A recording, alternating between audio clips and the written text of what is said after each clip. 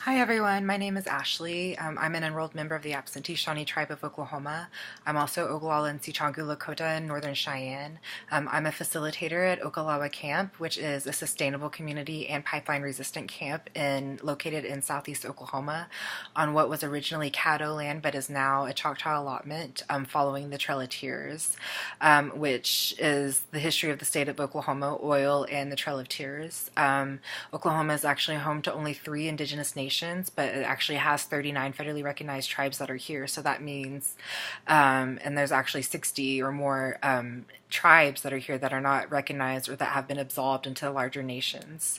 So that means that of these upwards of 60 or 70 tribes that are in the state of Oklahoma, only 3 are indigenous to here. So every other tribe was forced here on their own Trail of Tears or death march in the early 1800s and throughout the rest of the century.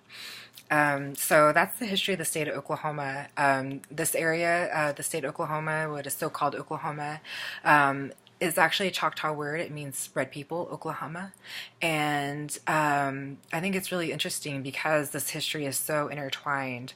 The original treaty that brought indigenous people to the state of Oklahoma following the Trail of Tears and this onslaught of settler terrorism and westward expansion was a treaty between the United States and the Cherokee Nation, which promised to leave Indian Territory alone so long as the waters flow and so long as the sun shines, so long as the grass grows. And there's actually, a very ironic symbolism there at the state capitol in Oklahoma City of a statue created by Apache artist Alan Hauser, whose people were forced here also on their own Trail of Tears, commemorating that treaty. And then right beside it, there's an oil rig. So that's basically, very symbolic and truthful of what happened here in the state of Oklahoma. So just a few decades following that promise to indigenous people here who were forced here, on death marches and who lost so many people, so many of their relatives and so many of their ways and their languages. This people found oil, and basically following that there were a series of illegal land thefts and land grabs, which they called the land run, and those are still being commemorated today throughout the state. So as you imagine, Oklahoma is a very dangerous place for indigenous people to live. It's actually the highest has the highest rate of police killings of indigenous people throughout the nation, and per capita this is actually has the highest the rate of police killings per any other racial minority or ethnic group. Added to that, the several generations of intergenerational trauma, boarding schools, and the Trail of Tears is very recent for a lot of us. It actually, really is a hurtful place for indigenous people to live. So Oka Lawa Camp, not only is it here to fight, the expansion of big oil and that industry and pipelines and illegal fracking, it's also there as a spiritual place of prayer and healing from that generational trauma. We have facilitators there, Indigenize Inc., which is facilitated by Alicia Anzawa and Tasawi Sadler, who facilitate, classes and different workshops based around this philosophy and healing that generational trauma. So, this is, it is an amazing place. Our vision for this place is to be a continued model to the rest of the state of Oklahoma. We're, really envisioning and hoping and praying that the other 39 federally recognized tribes throughout the state of Oklahoma open up camps or, communities in their own areas so that we can have, this wide network of like-minded communities who are, dedicated and committed to the idea of decolonization and generational, healing that generational trauma. So we're really hoping for, other camps to start opening up, and as we've hoped, other camps have begun to open up. So we, are working with some folks who are out in Saskatchewan, who are also Choctaw, who are opening up sustainable community on their own land. And our friends in the Comanche Nation and Chickasaw Nation have begun, hosting culture camps on their own land. So, we're really happy about that. And we're hoping that, this can just, really catch, wind throughout the state of Oklahoma and really, spread everywhere. Because not only are we dealing with being home to the pipeline crossroads of the world, we also experience more earthquakes than anywhere else throughout the United States, including California. When before 2009, we barely experienced any. And this is all due to man-made causes because of fracking and wastewater injection fluid that is being pumped into the earth, and causing tectonic plates to, collide with each other and causing these earthquakes. So we actually experienced an average of one earthquake per day.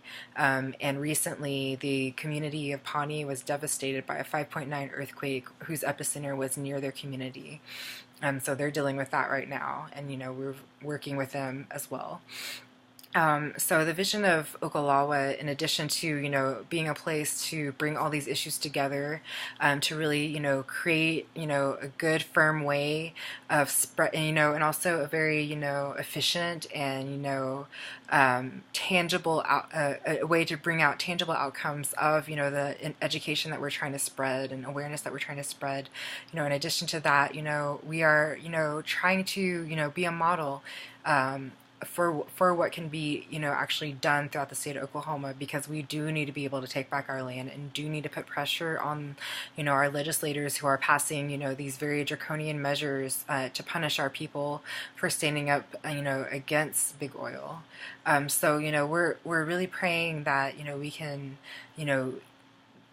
get Oka Lawa to a state where it is a sustainable model for the rest of the state.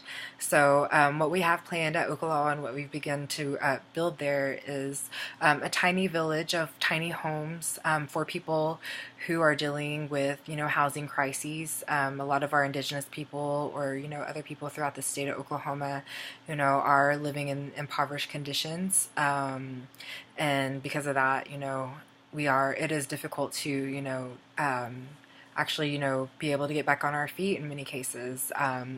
The waiting list for housing and affordable housing, low-income housing, and public housing is very long. So sometimes it takes, over a year or two to even, be considered for your application. So our vision is to be able to remedy that cause by building a tiny village at Oka Lawa Camp that will house different families who can come here, and get back on their feet, who are committed to the principles of decolonization and indigenization that Roberto has talked about. And beyond that, we have a place there for prayer. And we also, more than being a shelter or a place for people to convene around these ideas, is also a place to host our Choctaw elders' idea of an indigenous confederacy. And that's, as an absentee Shawnee person, that's, why I'm there. Not only is it a pipeline-resistant camp to a pipeline that whose master company, Plains All American Pipeline, is devastating my people's lands in Little Axe with the Red River 2 project. This diamond pipeline, they didn't consult the communities that they were going through. So we're doing our best to go out and reach out to the communities that are located around the camp, that are located in the direct path of the pipeline, to have town hall meetings in areas that are, scattered along the pipeline so that people can, arm themselves with the knowledge and the information to, fight these pipelines and to fight these oil companies and to stand up for their land.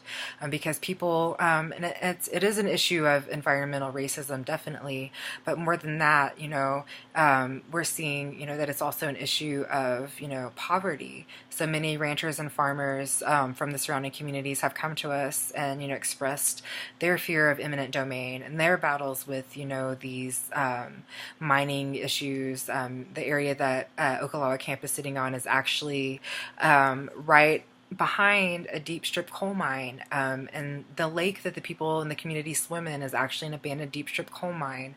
It's so many issues, are compounded together, and I think that, as a woman, I think it's really important for me to stand up and speak about these issues, and to, really express to people the vision that we have at Oka Lawa, and to really live and embody that vision as well, because as a woman, as a life giver and as a mother, I have a direct connection to Unchima, which is our grandmother Earth, And I think it's really important, as a woman to, really, stand up for, our people, because, as many people say, the nation is not, conquered until the hearts of the women are on the ground. And I really truly believe that that, is a true philosophy. So, we're able to, empower the generations with this knowledge. And for me, my purpose at Oka Lawa is to only be a facilitator, to share this information, what's going on at Oka Lawa Camp, with the outside world, and to make sure that,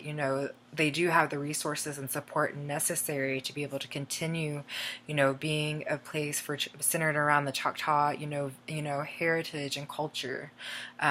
And so, I think it's really important that we honor the youth and we honor our elders. So the people who are leading Oka Lawa Camp are actually our camp elder, Ben Carnes, and I just want to say, as I'm closing out, thank you to him, Yakoke, Niawe, Wopila, and also to Josephine Gilmore and Jonathan Kusher. They're our youth leaders, and they're very vital and crucial to the makeup of Oka Lawa Camp, and also Josh Frazier. These people are the Choctaw leadership at Oka Lawa Camp, and they've done an amazing job since our grand opening in April, and even before that when we first stepped foot there in March to get the grounds ready. And they've really, done an amazing job, spreading awareness and getting the vision out there, and, actually building that vision at Oka Lawa Camp. So we hope to be a very sustainable community. We have solar compost toilets. We're partnering with Earth Rebirth from Norman, Oklahoma, to build a sustainable garden and to test the soil that is there, because much of the land is contaminated throughout our state. So, I'm just really grateful to everybody for, getting the opportunity to spread this message and to get this information out there. Oklahoma is a very difficult place for indigenous people and all people to live in right now.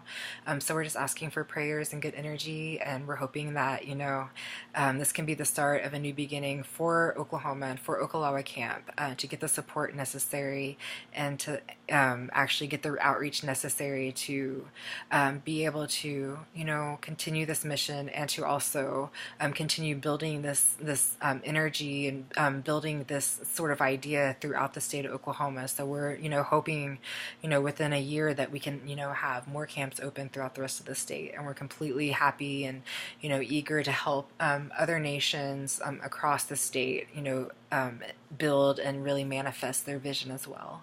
So thank you, Niawe Wopila. I hope everybody has a great day, and many blessings.